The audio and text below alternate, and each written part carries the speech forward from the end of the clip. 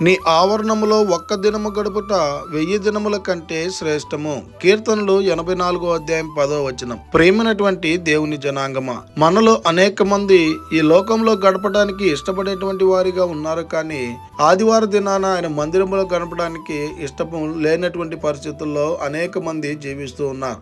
అయితే దావీదు భక్తుడు ఈ వాగ్దానం ద్వారా తెలియపరుస్తున్నటువంటి మాట, ఆయన ఆవరణములో ఒక్క దినము గడుపుట 1000 దినముల కంటే శ్రేష్టం అని చెప్పి దేవుని లేఖనాలు స్పష్టంగా తెలియపరుస్తూ ఉన్నాయి. గనుక ఇంకా దేవుని మందిరాన్ని నిర్లక్ష్యం చేస్తూ ఉంటే ఇక నుంచైనా ఆయన మందిరంలో మనము గడిపేటువంటి వారంగా ఉండాలని కోరుకుంటూ ఈ దిన వాక్యం ద్వారా దేవుడు మనలందరినీ బలపరిచి దీవించి ఆశీర్వదించును కాక.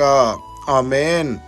ప్రార్థన. మమ్మల్ని మిక్కిలిగా ప్రేమిస్తున్న ప్రియా పరలోకమందున్న మా తండ్రి, మీకే కోట్లాది వందనాలు స్తుతి స్తోత్రాలు ప్రభా. ఈ ఉదయకాల సమయంలో ఈ వాగ్దానం ద్వారా మీరు మాతో మాట్లాడినందుకై వందనాలు స్తుతి స్తోత్రాలు. ఈ వాక్యాన్ని ఎవరైతే విన్నారో వారందరి జీవితాల్లో మీ కార్యాన్ని కనపరిచి ఇక నుంచైనా నీ మందిరంలో గడుపుటకు కృప చూపించమని ప్రార్థన చేస్తున్నాం.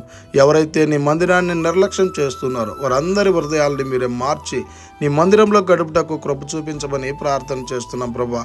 ఈ ఉదయకాల సమయంలో ఇది నాన్న ఎవరైతే ప్రయాణాలు చేస్తూ ఉన్నారో, పనులు చేస్తున్నారో, నూతనమైనటువంటి కార్యక్రమాలు ఎవరైతే మొదలు పెడుతున్నారో, ఎవరైతే అనారోగ్య సమస్యల్లో, బాధల్లో, శ్రమల్లో ఉన్నారో అట్టి వారందరినీ మీరే జ్ఞాపకం చేసుకోమని, అట్టి స్థితి నుంచి ప్రతి బిడ్డను విడిపించి ఆశీర్వాదకరంగా ప్రతి బిడ్డను మార్చి దీవించి నడిపించమని యేసుక్రీస్తు పరిశుద్ధ నామమున అడిగి మరి ప్రార్థిస్తూ వేడుకుంటున్నాము తండ్రి.